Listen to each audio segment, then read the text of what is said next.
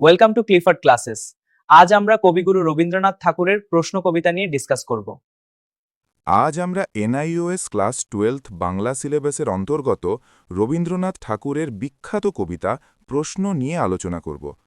আমাদের আলোচ্য প্রশ্ন কবিতাটি তার পরিশেষ কাব্যগ্রন্থ থেকে নেওয়া হয়েছে। অনেকের বিশ্বাস এই পৃথিবী ঈশ্বরের সৃষ্টি এবং তিনি জগতের মঙ্গল চান, কিন্তু বাস্তবে দেখা যায় কিছু অসাধু মানুষ সমাজের সম্পদ দখল করে শক্তিশালী হচ্ছে, আর সাধারণ মানুষ বঞ্চিত থাকছে। এই অশান্ত ও বিপন্ন পরিবেশে কবি ব্যথিত হয়ে ঈশ্বরকে কিছু প্রশ্ন করেছেন।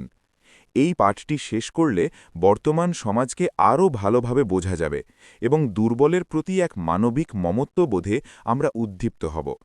এছাড়া সমাজে শান্তি প্রতিষ্ঠার প্রকৃত পথের হদিশও পাওয়া যাবে। কবিতার মূল পাঠ ও শব্দার্থ। কবিতাটি 3টি স্তবকে বিভক্ত। প্রথম স্তবকে কবি বলেছেন যে ভগবান যুগে যুগে তার দূত পাঠিয়েছেন মানুষকে ক্ষমা ও ভালোবাসার শিক্ষা দিতে, কিন্তু এই নিষ্ঠুর পৃথিবীতে মানুষ তাদের সেই উপদেশ গ্রহণ করেনি, বরং ব্যর্থ নমস্কারে তাদের ফিরিয়ে দিয়েছে। দ্বিতীয় স্তবকে কবি তুলে ধরেছেন সমাজের অন্ধকার দিক, যেখানে রাতের আড়ালে নিঃসহায়দের ওপর অত্যাচার চলে এবং বিচার ব্যবস্থা শক্তিমানদের দ্বারা প্রভাবিত হয়ে নিরুপায় হয়ে কাঁদে। তৃতীয় স্তবকে কবির কণ্ঠ রুদ্ধ, কারণ অশুভ শক্তি চারদিকের আলো নিভিয়ে দিচ্ছে। তাই তিনি অশ্রু সজল চোখে ঈশ্বরকে জিজ্ঞেস করছেন, যারা জগৎকে বিষাক্ত করছে তিনি কি তাদের ক্ষমা করেছেন? প্রথম স্তবকের বিশ্লেষণ। এবার আসা যাক কবিতার প্রথম অংশের সারসংক্ষেপে। কবি কল্পনা করেছেন ঈশ্বর এক অদৃশ্য শুভ শক্তি। প্রত্যাশা ছিল সবাই সমান সুযোগ পাবে, কিন্তু স্বার্থপর ও লোভী মানুষেরা মনীষীদের বা ভগবানের দূতদের শিক্ষা গ্রহণ করেনি। তারা শুধু লোক দেখানো সম্মান জানিয়ে তাদের বিদায় করেছে। এই হৃদয়হীন আচরণই কবিকে এই সংসারকে দয়াহীন বলতে বাধ্য করেছে। দ্বিতীয় ও তৃতীয় স্তবকের গভীর ব্যাখ্যা। কবিতার দ্বিতীয় অংশে কবি দেখিয়েছেন কিভাবে সবলেরা প্রতিনিয়ত দুর্বলের উপর অপরাধমূলক আক্রমণ করছে।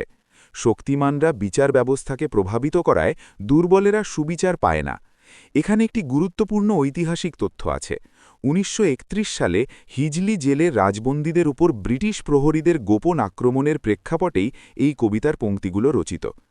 তৃতীয় অংশে কবি জানিয়েছেন যারা শুভ পথ থেকে সরে গিয়ে সমাজের অস্তিত্ব বিপন্ন করছে তাদের কর্মকাণ্ড কবিকে ভাষাভ্রান্ত ও সঙ্গীতহীন করে তুলেছে।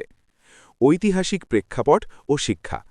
এই কবিতাটির ঐতিহাসিক ভিত্তি হল হিজলি বন্দি নিবাসের হত্যাকাণ্ড। 1931 সালের সেপ্টেম্বর মাসে রাতের অন্ধকারে জেলের প্রহরীরা অতর্কিতে ঝাঁপিয়ে পড়ে তারকেশ্বর সেন ও সন্তোষ মিত্রকে হত্যা করে।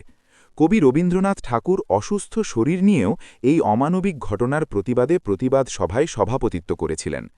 এই পাঠ থেকে আমরা শিখলাম মানব সমাজের দুর্বল অংশকে ভালোবাসতে হবে। দুর্বলদের ন্যায় বিচার পাইয়ে দেওয়াই হল ঈশ্বরের প্রতি প্রকৃত শ্রদ্ধা।